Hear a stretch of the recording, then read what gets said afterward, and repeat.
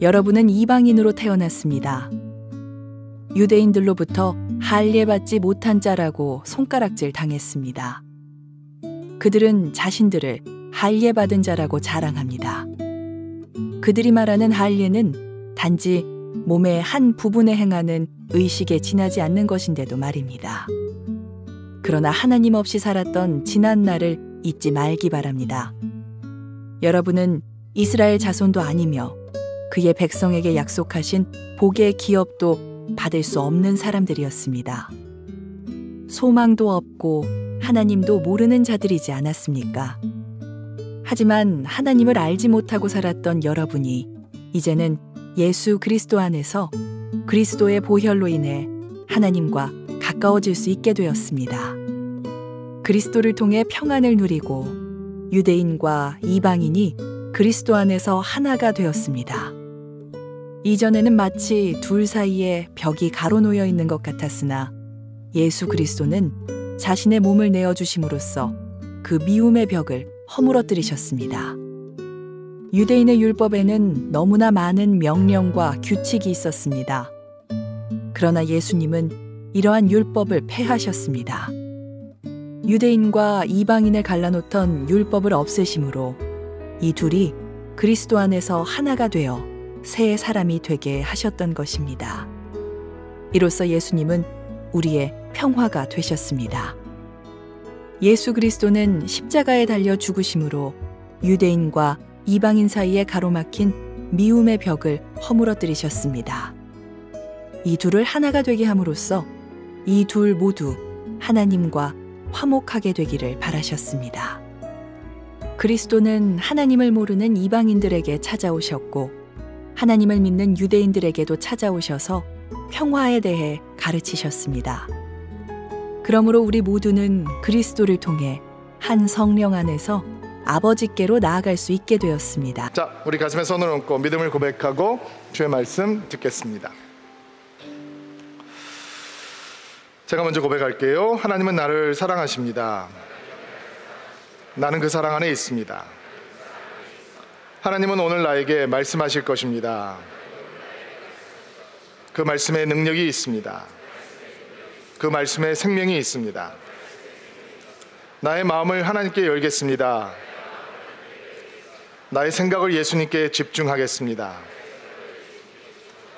들은 만큼 변합니다.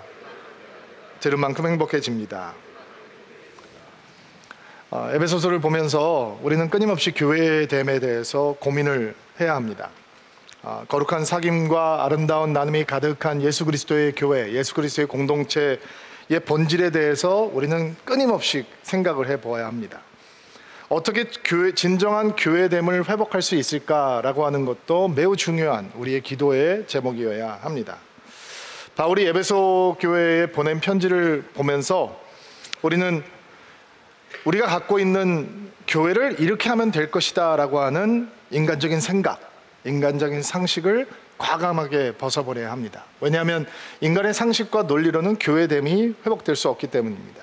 우리는 하나님께서 교회를 향해서 가지고 가시는 생각, 하나님의 설계도, 하나님의 방법을 몸부림치면서 붙들어야 합니다. 하나님의 방법과 하나님의 생각과 하나님의 설계도를 붙들으면 우리는 교회됨을 회복할 수 있습니다. 교회가 교회됨을 회복할 때 교회는 원래 하나님께서 의도하신 것처럼 이 세상을 향한 선물이 되는 것입니다. 아멘으로 받으시기 바랍니다. 교회는 이 세상을 향한 하나님의 대안이고 세상을 향한 하나님의 소망이기에 우리는 교회됨을 회복하겠다라고 하는 마음의 결단을 흔들려서는 안 될 것입니다. 교회의 아름다움은 어디에 있는 걸까요? 교회의 힘은 어디에 있는 것입니까? 만약에 교회의 아름다움이 많은 성도와 풍부한 재정에 있다라고 하면 우리는 무조건 사람들을 모아야 할 것이고 돈을 모아야 할 것입니다. 만약에 교회의 힘이 교회 안에 들어와 있는 아주 전문 인력과 고급 인력에 있다라고 생각을 한다면 그렇다면 우리는 이 세상으로 들어가서 이 훌륭한 전문 지식을 가지고 있는 전문인들과 우수한 교육을 가진 사람들을 교회 안으로 끌고 들어와야 할 것입니다. 교회가 교회의 힘이 효율성과 생산성에 있다라고 생각을 한다면 우리는 세상의 탁월한 기업으로부터 배워야 할 것입니다. 그리고 이 경영 구루들의 컨설팅을 받으면서 교회의 힘과 아름다움을 만들어 내볼 수도 있을 것입니다. 만약에 교회가 사람들의 종교성에서 그 아름다움을 찾을 수 있다라고 한다면 우리는 새신자, 초신자에게 관심을 갖기보다는 교회를 오래 다녔던 사람들, 많은 종교적인 경험이 있는 사람들에게 집중하고 그들을 의지하면 어쩌면 교회의 아름다움이 회복될 수 있을지도 모릅니다. 교회의 힘이 교단의 색깔에 있는 것이라면 우리는 우리처럼 독립교단에 속해 있는 것이 아니라 어떤 특정 교단에 들어가서 그 교단색을 막 드러내면 교회의 힘이 회복될지도 모르죠. 그러나 여러분도 익히 알고 있다시피 교회의 아름다움과 힘은 그런 것에 있지 않습니다. 그렇다면 교회의 아름다움은 어디에 있는 것이냐? 교회의 아름다움은 하나됨에 있습니다.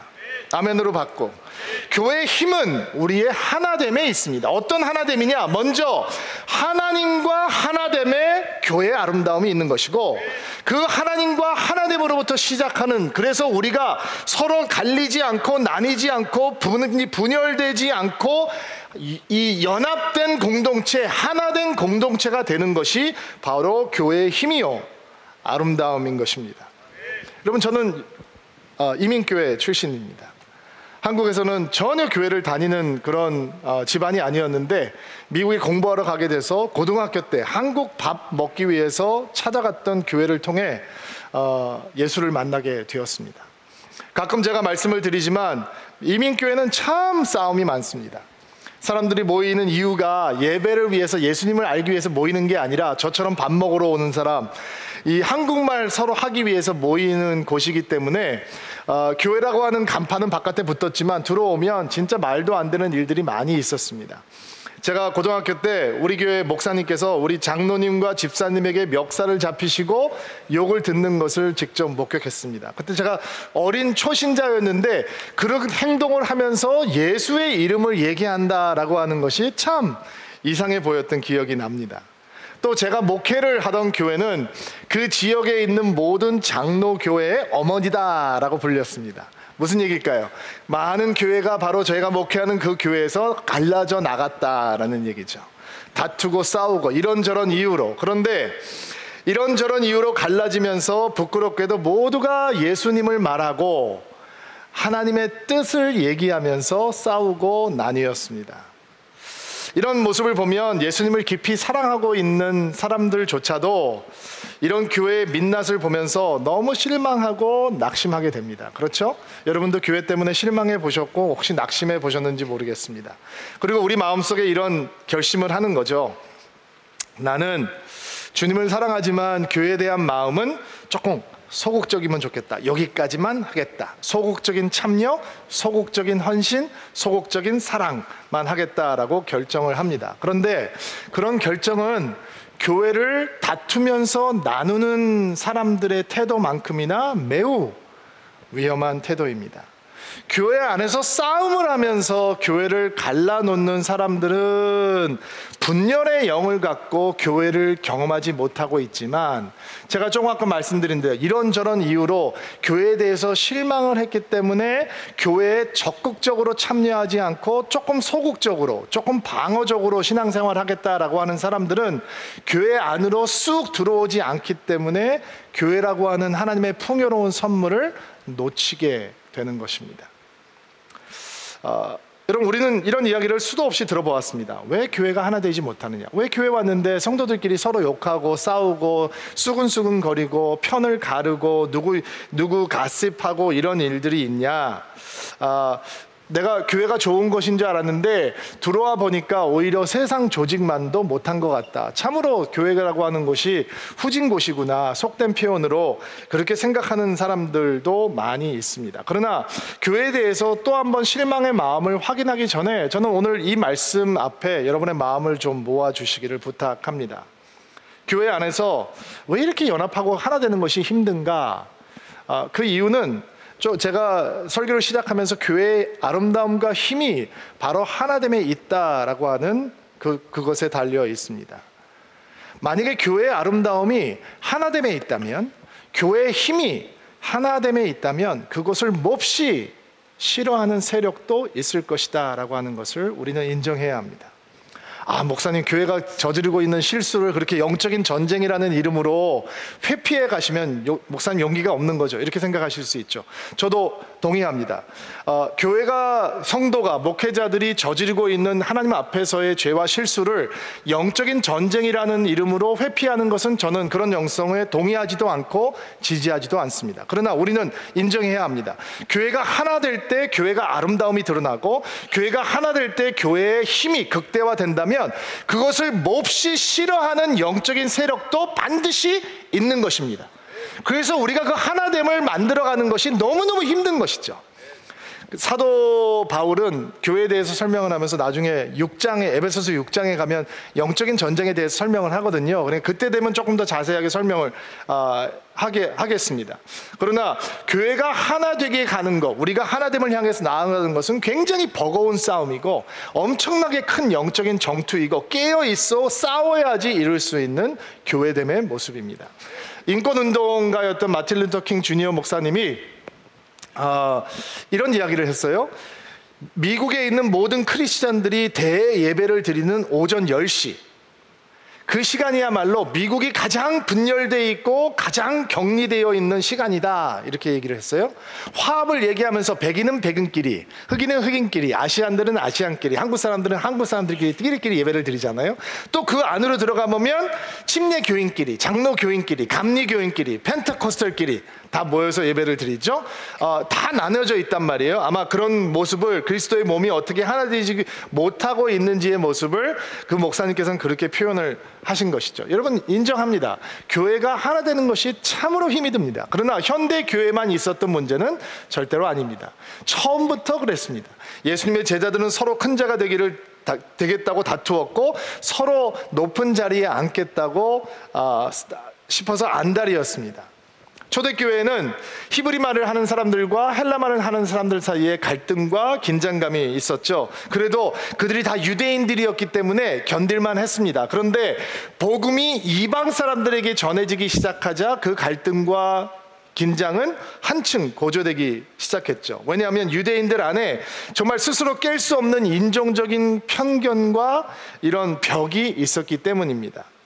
유대인들이 어떤 사람들이었냐면, 그들은 아침에 깨면 이런 기도를 드렸습니다. 하나님, 내가 이방인이 아닌 것을 너무 감사하게 생각합니다. 그들이 하나님의 이름을 부르고 예배하는 성전에 가면 이방인들이 들어올 수 있는 뜰이 있었습니다. 그리고 그 뜰의 경계선에, 이스라엘 사람들이 들어갈 수 있는 그 뜰에는 이런 사인이 붙어 있었는데, 이 경계선을 넘어오는 이방인은 처형을 당할 것이다 라고 하는 무시무시한 문구가 붙어 있었습니다.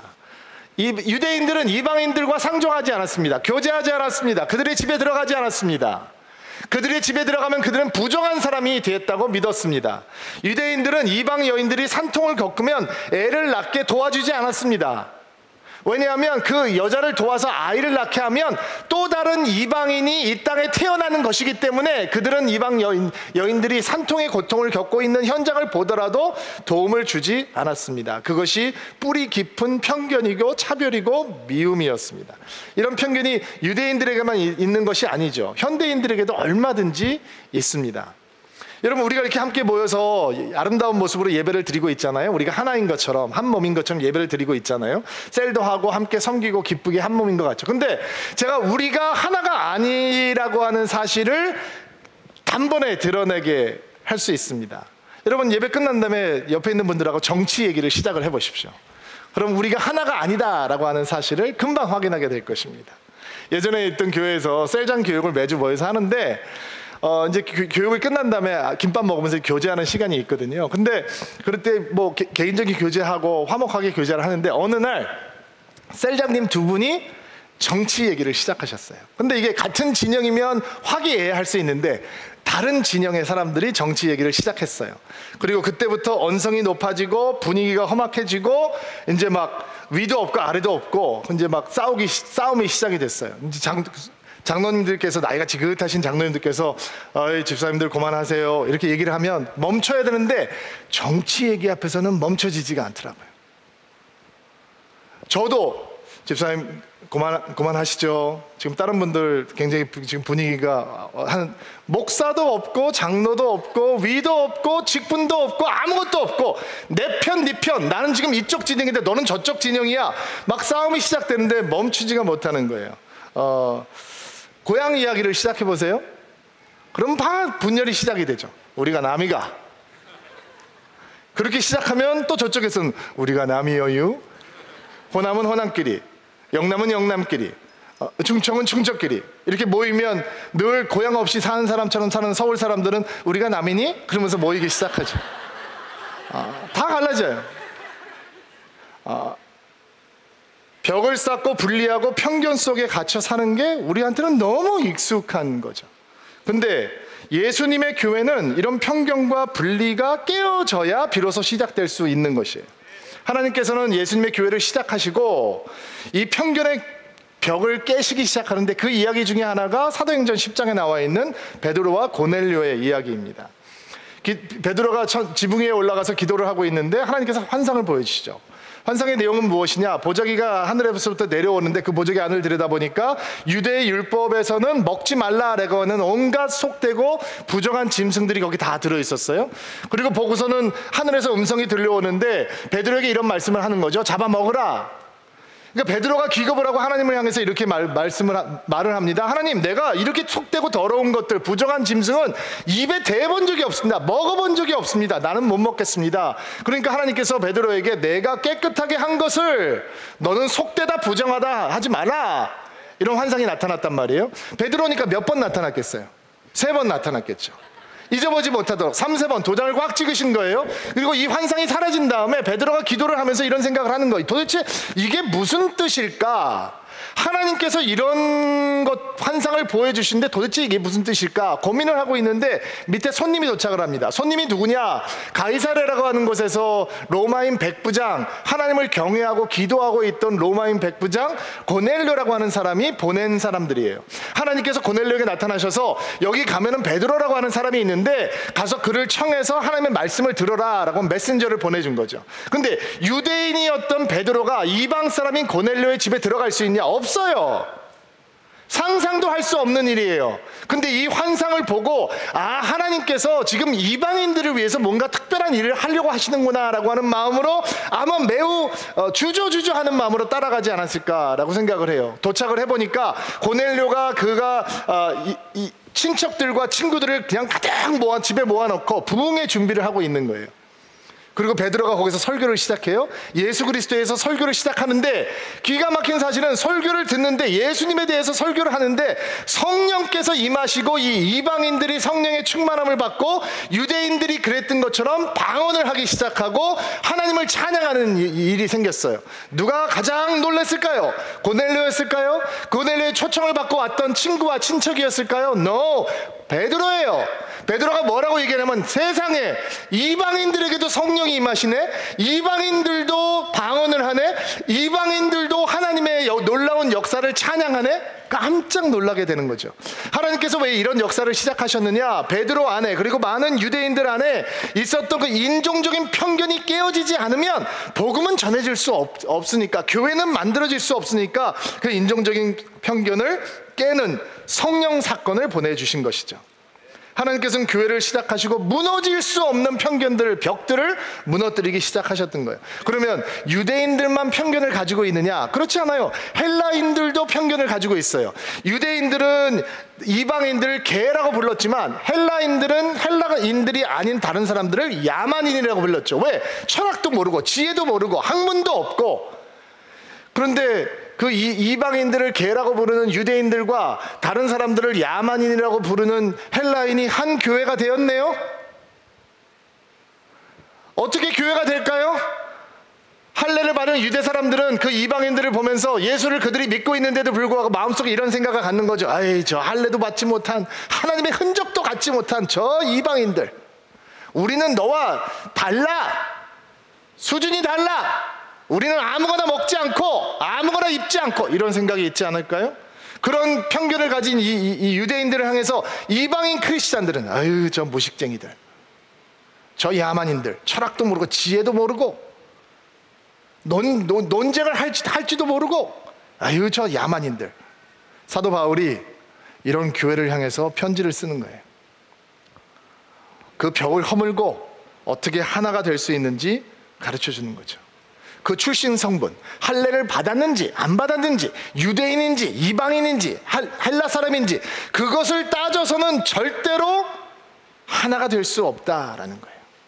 우리가 어떻게 다르냐라고 하는 것을 묵상해서는 절대로 교회됨으로 나아갈 수 없다라는 거예요. 그렇다면 어떻게 우리가 하나됨으로 나아갈 수 있느냐? 사실 오늘 주보에는 22절까지 나왔는데 신목사님하고 저하고 설교를 준비하다 보니까 도저히 22절까지 갈 수가 없는 거예요. 그래서 오늘 18절까지 나누고 다음 주에는 19절부터 22절까지 나눌게요. 자, 11절, 12절 말씀을 먼저 한번 읽어보도록 하겠습니다. 한번 읽어주세요. 시작. 여러분은 이방인으로 태어났습니다. 유대인들로부터 할례 받지 못한 자라고 손가락질 당했습니다. 그들은 자신들을 할례 받은 자라고 자랑합니다. 그들이 말하는 할례는 단지 몸의 한 부분에 행하는 의식에 지나지 않는 것인데도 말입니다. 그러나 하나님 없이 살았던 지난 날을 잊지 말기 바랍니다. 여러분은 이스라엘 자손도 아니며 복의 기업도 받을 수 없는 사람들이었습니다. 소망도 없고 하나님도 모르는 자들이지 않았습니까? 자, 한글 성경을 보면 그 표현이 정확하게 드러나지 않는데 영어 성경을 보면 11절도 그렇고 12절도 그렇고 어떤 단어로 시작을 하냐면 remember, 기억하라 라고 하는 단어를 시작해요. 자, 그러면 갈려져 있는, 나뉘어져 있는 벽들을 막 쌓아놓은 편견으로 가득한 우리 같은 사람들이 어떻게 하나 되는 교회의 아름다움으로 향해서 나아갈 수 있느냐? 사도 바울의 지혜는 뭐냐면 remember, 기억하라 라는 거예요. 뭐를 기억해요? 올챙이적 시절을 기억하라 라는 거죠. 그럼 올챙이적 시절은 뭐예요? 너희들이 이방인이었을 때 어떤 존재였는지 기억하라는 거예요. 지금 우리가 어떻게 하나가 될 수 없는지 극다화해서 떠들지 말고 당신들이 교회가 되기 전에, 교회 안으로 들어오기 전에, 예수를 알기 전에 어떤 존재였는지 한번 기억해 보십시오. 어떤 존재였느냐? 사도 바울은 이렇게 설명해요. 당신들은 하나님 없이 살았습니다. 하나님의 자손도 아니었습니다. 그 하나님께서 주시는 복의 기업도 받을 수 없는 사람이었습니다. 당신들에게는 소망도 없었고 당신들은 하나님을 모르는 사람들이었습니다. 당신들이 지금 교회 안에 들어와서 어떻게 우리가 하나가 될 수 없는지, 저 사람과 내가 어떻게 다른지 떠들고 있습니까? 그렇다면 먼저 당신이 어떤 존재였는지 기억하셔야 합니다. 이렇게 얘기를 하고 있는 거죠. 하나님을 알기 전에 그들은 절망 가운데 있었고 사망 가운데 있었고 어두운 가운데 있었다는 거예요. 근데 그들이 아무 공로가 없는데 예수께서 그들을 그런 절망 가운데 두시지 않고 사랑과 자비로 찾아오셨어요. 은혜와 은총이에요. 멀리 볼 거 없어요. 우리 이야기인 거예요. 내가 교회 안에 들어와서 나는 저 사람하고 정말 하나가 될 수 없을 것 같아, 그런 결론을 내리기 전에 사도 바울은 우리에게 뭐라고 말을 하고 있냐면, 그런 생각의 결단을 하기 전에 우리가 하나님이 없을 때 어떤 존재인지를 형제여 자매여 기억해내야 합니다 라고 권면을 하고 있는 것입니다. 왜냐하면 교회가 하나 되는데 가장 걸림돌이 되는 사람이 누군지 아세요? 옆에 있는 사람인가요? 목사예요? 나예요. 나. 따라해보세요. 나 때문이다. 다시, 나 때문이다. 사도 바울이 얘기하고 있는 거예요. 내가 벽을 만들고 당신이 벽을 만들고 있고, 당신이 남의 이야기를 하고 있고, 당신 안에 미움이 있고, 당신 안에 편견이 있기 때문에 여러분은 기억하셔야 됩니다. 그럼에도 불구하고 주의 은총이 우리를 구원 안으로, 교회 안으로 하나님의 백성으로 삼아 주셨으니 당신은 이제 다르다고 등을 돌리는 믿음이 아니라 하나님의 사랑으로 서로를 향해서 하나됨으로 첫 발걸음을 내어드릴 수 있습니다 라고 이야기를 하고 있는 것입니다. 여러분, 우리가 말로는 표현을 잘 하지 않지만 가끔씩 교회 안에 들어와서 이런 감정 느낄 때가 있잖아요. 저 사람은 왜 저러지? 저 사람은 나 같지 않네? 나처럼 행동을 해줘야 내가 좀 편한데 저 사람은 나를 굉장히 당황스럽게 하고, 저 사람은 왜 저렇게 말을 저렇게 하지? 저 사람은 나눔을 왜 저렇게 하지? 저 사람은 우아하지 않네? 저 사람은 나하고 정말 코드가 틀린데? 나하고 안 맞는다? 나는 전 사람들하고 같이, 나는 저 셀에 들어가지 않았으면 좋겠다? 나는 이런 사람들하고 셀하고, 이런 마음 가끔 가질 때 있었을걸요? 목회자도 비슷하겠죠. 근데 여러분, 우리가 그렇게 행동하고 생각하고자 하는 유혹을 만나게 될 때 내가 누구였는지를 기억해내야 된다. 은혜 없는 자였고, 근데 하나님께서 나를 찾아오셔서 나를 하나님의 백성 삼아주시고 하나님의 자녀 삼아주셨다고 하는 사실을 기억하면 우리는 하나됨을 향해서 첫 발걸음을 디딜 수 있는 것입니다. 또 있습니다. 여러분, 우리가 하나님의 은혜를 잊고 우리의 과거를 잊게 되면 교회에 오는 목적도 바뀌게 됩니다. 무슨 얘기냐 하면, 자, 어떤 사람들은 내가 교회에서 무엇을 얻어갈 수 있을까라고 생각을 합니다. 내가 이 교회에서 받아갈 수 있는 은혜, 받아갈 수 있는 교제, 받아갈 수 있는 감동은 뭐가 있을까라고 생각을 합니다. 내가 어떤 존재였는지를 잊어버리면 교회는 마치 마트에 가서 좋은 세일하고 있는 아이템들을 카트에다 담는 영성과 별로 다르지 않게 됩니다. 철저하게 내 중심적이고 개인 중심적이고, 내가 무엇인가 얻어갈 수 있으면 그것은 굉장히 좋은 교회라고 착각을 하게 됩니다. 또 어떤 사람들은 교회 안에 들어와서 관리자의 눈으로 교회를 바라보기 시작합니다. 특별히 교회 오래 다니고 교회를 오래 섬긴 사람일수록 이런 사람들이 많습니다. 교회라고 하는 곳이 내가 통제하고 간섭하고 뭔가 뜯어고치고 제대로 돌아가게 만들어야 되는 곳이라고 착각하기 쉽습니다. 예를 들자면 교회 안에 쓰레기가 버려져 있어요. 그러면 쓰레기가 버려져 있으면 주워서 그냥 쓰레기통에 넣으면 되는 거잖아요. 근데 이 매의 눈을 가지고 있는 관리자 같은 영성을 가지고 있는 사람들은 왜 교회에 누가 쓰레기를 버렸지? 왜 교회에서 쓰레기가 생기는 걸까? 그래서는 교회에 쓰레기가 생기지 않게 해야 되겠군.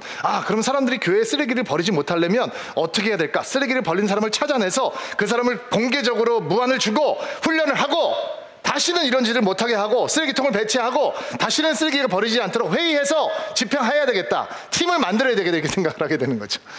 이런 사람들하고 회의를 하게 되면 아주 진이 빠지죠. 교회는 오래 다니고 일도 잘하고 논리도 굉장히 좋은데 그의 말과 행동과 삶에는 어떤 영적인 감동도 존재하지 않은, 은혜가 충만한 예수 그리스도의 공동체를 가장 드라이하고 은혜가 없는 것으로 재빠르게 바꿀 수 있는 그런 은사를 가진 사람들이 있단 말이에요. 또 어떤 사람들은 교회에 올 때 이런 마음을 가지고 와요. 멋진 팬이에요. 팬이란 말이죠. 열심히 소리를 지르고 응원하고 노래하고 하이파이브하고 열성적으로 대하는데 절대로 경기장 안으로는 안 들어와요. 관중석에만 머물러 있어요. 그리고 누군가가 경기장 안으로 들어오십시오, 당신도 예수를 위해서 땀을 흘리십시오 라고 초청을 하면 그들은 점잖게 미소를 지으면서 이렇게 거절해요. 괜찮습니다. 저는 여기가 좋습니다. 제가 지금 분장한 거 안 보이세요? 우리 팀 컬러를 다 분장을 하고 나는 팀 옷을 입고 있고 내 소리 지르는 거 들리지 않으세요? 그 경기장 안은 굉장히 힘든 곳입니다.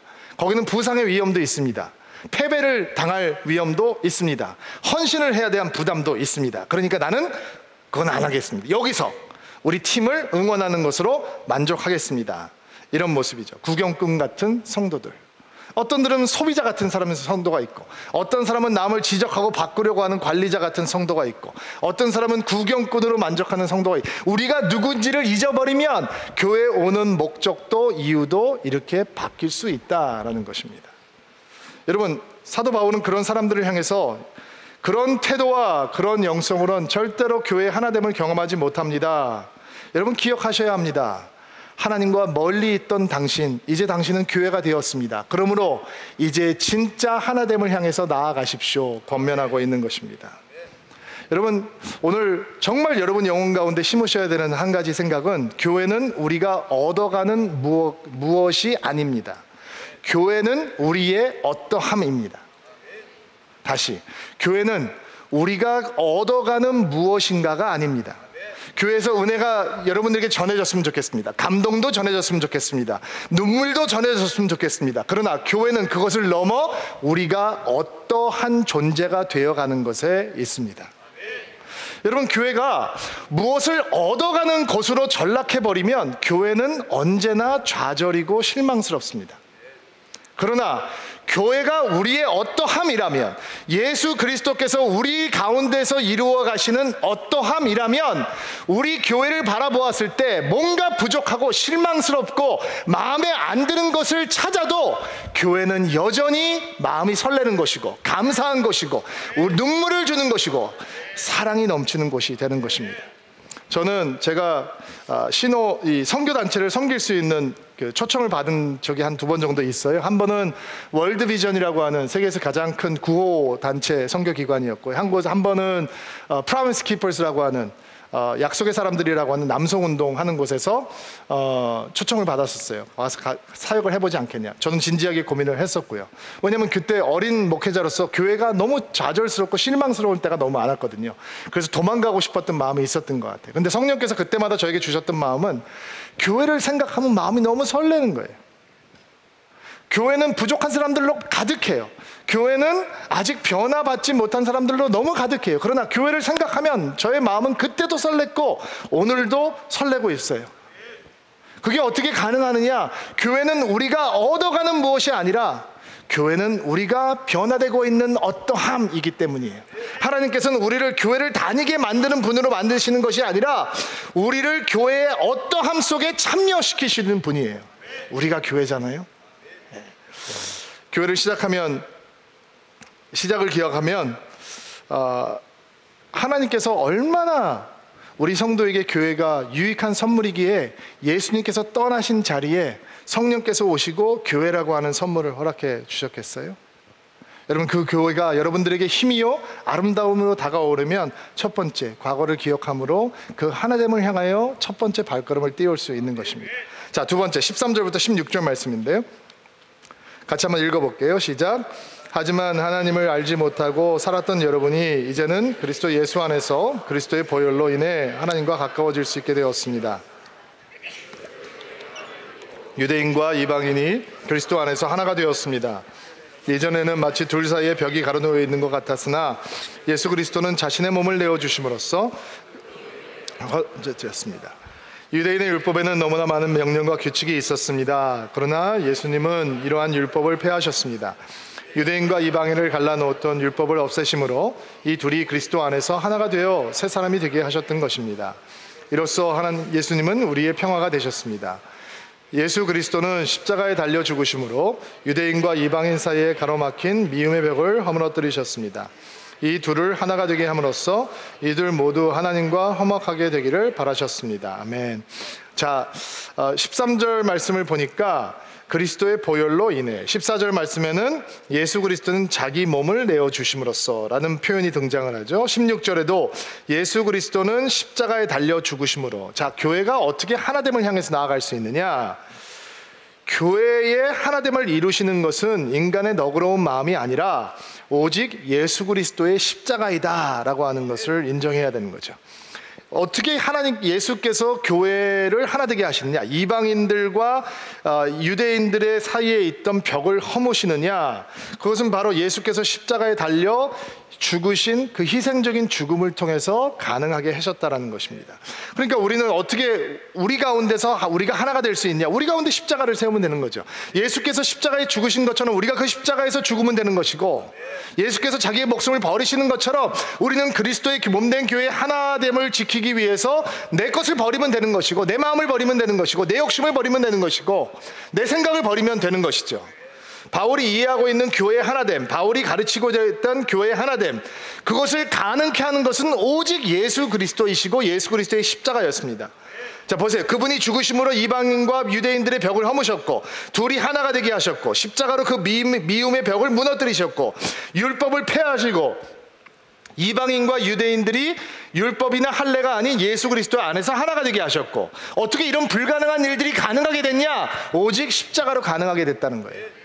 그럼 제가 여러분과 하나가 될 수 있냐? 어떻게 하나가 되는 거냐? 서울 드림교회 때문에 하나가 되는 거냐? 그렇지 않고 예수 그리스도의 십자가 때문에 하나가 될 수 있다는 거죠.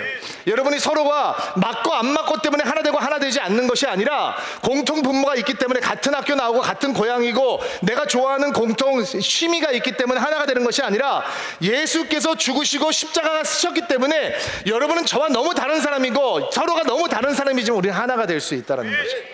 내 안에 편견이 있고 여러분 안에 편견이 있고 내 안에 믿음이 있고 여러분 안에 미움이 있지만 우리가 그것을 해결하려고 하면 해결할 수 없지만 예수 그리스도의 십자가가 섰기 때문에 우리는 우리 안에 편견이 있고 벽이 있고 미움이 있는데도 불구하고 하나가 될 수 있다는 거죠. 그러면 우리나라 사람들이 가장 하나 되기 힘든 나라 사람들이 어느 나라 사람들이에요? 어느 나라 사람들이에요? 모르세요? 일본 사람들이잖아요.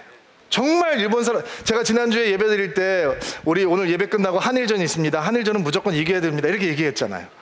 이게 이 한국 사람들이 가지고 있는 일본에 대한 감정이 얼마나 강렬하냐면, 저도 몰랐는데, 제가 이렇게 유치한지 몰랐는데요, 제가 시애틀에 있을 때 시애틀 야구팀의 영웅이 누군지 아세요?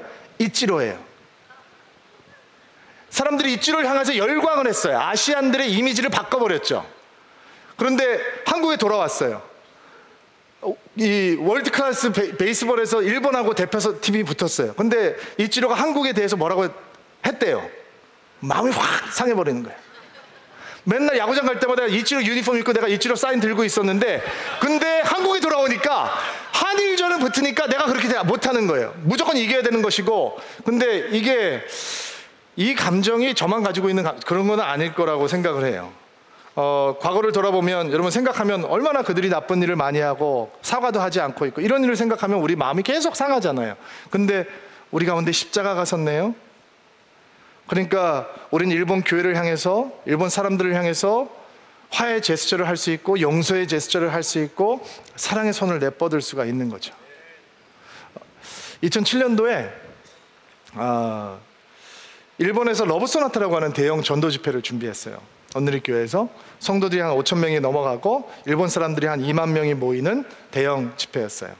일본 사람들은 그런 집회를 한다라고 얘기했을 때 어떤 일본 목사님들도 그게 가능하다라고 생각했던 분은 없어요. 하고 싶어 했던 분들도 별로 없었어요. 한국에서 웬 큰 교회가 와서 그런 일을 한다고 그러니까 마지못해 자기 교인들을 들고 왔는데, 와보니까 그렇게 많은 사람들이 모여 있었던 거예요. 다 놀랬죠. 일본 사람들 다 안 된다고 얘기했으니까. 그리고 러브 소나타라고 하는 저 집회를 일본 전역을 돌아다니면서 하다 보니까, 제가 일본 교회도 많이 방문을 하고 일본 목사님들도 많이 얘기를 들었다 보니까 한국 사람들이 어떻게 일본 사람들을 이렇게 섬겨줍니까? 라고 하는 얘기, 그 정서가 느껴지세요? 그들도 알고 있는 거예요. 그들도 한국 사람들이 일본 사람들을 향해서 가지고 있는 마음, 일본 사람들이 한국 사람들을 향해서 가지고 있는 마음을 알기에, 어떻게 한국 사람들이 일본 사람들을 이렇게 극진히 사랑하고 축복하고 정성으로 섬겨줍니까? 이렇게 물어봐요. 가능해요. 십자가가 있으니까. 왜냐하면 십자가가 있으면 미움의 벽이 무너지는 거거든요. 다툼이 끊기고 분열이 다시 화합이 생기는 거라고요. 그러니까 그게 가능한 거죠. 3.1절 전후로 해서 저희 교회 성가대가 일본에 아우리치를 가요. 일본의 국민선교사님이 공연을 하면서 이렇게 사역을 하는, 문화사역을 통해서 복음을 전하는 선교사인데, 이번에 일본 교회 4개의 교회와 연합을 해서 연합 성가대를 만들고 그 국민선교대 공연팀하고 같이 공연을 하거든요. 문화공연을 통해서 예수님을 전하게 되었어요. 어떻게 그게 가능한가? 십자가가 있으면 가능한 거죠. 십자가가 있으면. 저는 사실 성가대들이 일본을 품어주어서 너무 감사해요. 어떻게 일본을 도울 수 있을까 계속 고민이거든요. 사실은 일본, 인도, 모슬렘 이 세 지역이 이 선교사의 무덤이라고 얘기되는 지역이에요. 그래서 참 복음의 역사가 잘 안 나타나는데, 저는 이번에 성가대가 일본에 가서 일본 교회들과 연합하면서 일본 교회들에게 정말 새로운 영적인 부흥의, 그리고 희망과 소망의 불씨를 던져주는 계기가 되기를 기도하고 있어요. 여러분들 그것을 위해서 기도해 주세요. 여러분, 일본이 잘 사는 나라잖아요. 우리나라보다 잘 살잖아요. 일본 선교 역사가 우리나라의 2배잖아요. 그런데 일본 교회는 참으로 무기력해요. 너무 이상하죠? 전쟁 후에 일본 기업들은 우리는 할 수 있다라고 얘기를 했어요. 근데 일본 교회는 한 번도 우리가 할 수 있다라고 얘기하지 않아요. 너무 이상하죠? 돈을 버는 사람들은 일본의 이미지를 우리 회사가 바꿀 수 있다라고 얘기했어요. 그리고 바꿔놓았어요. 일본 제품을 싸구려로 생각하는 사람이 이제 없잖아요. 근데 일본 교회는 선교 역사가 200년이 됐는데도 불구하고 일본은 안 된다라고 얘기해요. 전 참 마음이 이상했어요. 이 대형 전도 집회를 준비하면서도 일본 사람들이 얘기하는 거예요. 한국 사람과 일본 사람은 다릅니다. 한국식으로 하면 안 됩니다. 일본 사람들은 많이 모이지 않습니다. 일본 사람들은 조용합니다. 일본 사람들은 얌전합니다. 일본 사람들은 이렇게 정열적이고 열정적이지 않습니다. 그러니까 한국 사람들은 그렇게 뜨겁게 기도하고 열정적으로 예배하고 이러는 거 일본 사람들은 좋아하지 않습니다. 저는 그 얘기를 들으면서 참으로 이상하게 생각했어요. 왜냐하면 일본 야구장을 갔는데 일본 사람들이 노래를 부르고 응원하더라고요. 박수를 치고. 시끄러워요. 스모 레슬링장을 가면 할아버지들도 소리를 치고 박수를 치고 여자들도 그렇게 소리를 지르더라고요. 그리고 일본 공연장을 가면 일본 젊은이들이 열광을 해요. 근데 교회 가면 일본 사람들은 열정적이지 않다고 얘기해요. 근데 교회가 일본을 향해서 일본 교회가 우리는 복음으로 이 땅을 변화시킬 수 있습니다 라고 얘기하잖아요. 맨날 얘기해요. 우리는 못합니다. 우리는 할 수 없습니다. 우리 교회는 약합니다. 일본 사람들은 교회 한국 사람은 교회에 열려 있었나요? 한국은 미신으로 가득하지 않았어요? 한국은 부적 쓰지 않았어요? 근데 한국 교회는 우리가 민족을 책임질 수 있습니다 라고 얘기했는데 왜 일본 교회는 못하냔 말이죠. 생각에 뚜껑이 닫혀 있는 거예요. 그러니까 우리 성가다가 가서 노래 몇 개 하는 게 무슨 의미가 있겠어요? 우리와 함께 연합했던 교회들 마음속에 우리도 할 수 있다라고 생각을 넣어줘야죠.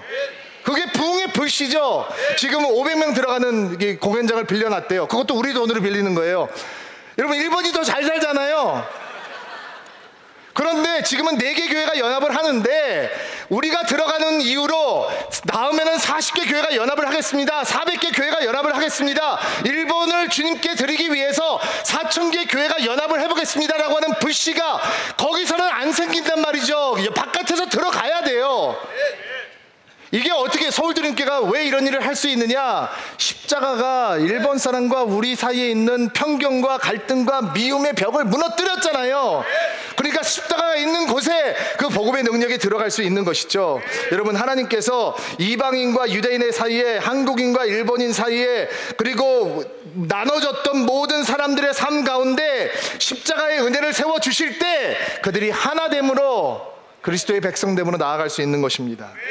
여러분, 생각해 봅니다. 아버지와 아들의 마음이 나뉘어져 있고, 부부의 마음이 나눠져 있고, 목회자와 성도의 마음이 갈려 있고, 성도와 성도의 마음이 갈려져 있습니다. 여기에 어떤 교회의 아름다움이 보이고 어떤 교회의 힘이 드러날 수 있겠습니까? 그러나 그 자리에 십자가가 서면 우리는 하나 될 수 있는 것입니다. 우리가 십자가 안에서 서로의 다른 것을 찾아내고 지적을 하는 것이 아니라 우리가 하나됨으로 걸어나가기 시작할 때 서울드림교회는 하나님께서 의도하신 그 아름다운 교회로 나아가게 될 줄로 믿습니다.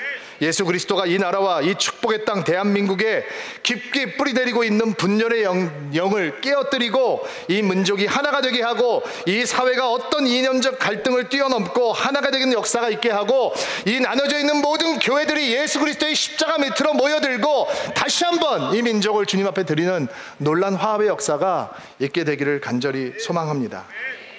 여러분, 이 말씀 붙들고 주 앞으로 나아가는 한 주가 되기를 바랍니다.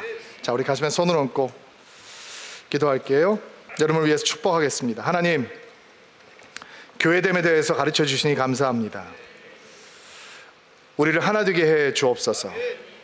분열하고 나눠져야 되는 이유를 찾지 않고 하나 되어야 되는 이유를 성령께서 가르쳐 주옵소서. 하나님, 주의 몸된 교회 안으로 한 발짝을 더 디디면서 우리의 어두웠던 과거를 돌아보게 하소서. 우리가 참으로 주로부터 멀리 있던 인생이었습니다. 참으로 절망 가운데 있었습니다. 그러나 주께서 우리가 교회가 되게 하셨습니다. 주의 은총입니다. 주의 은혜입니다.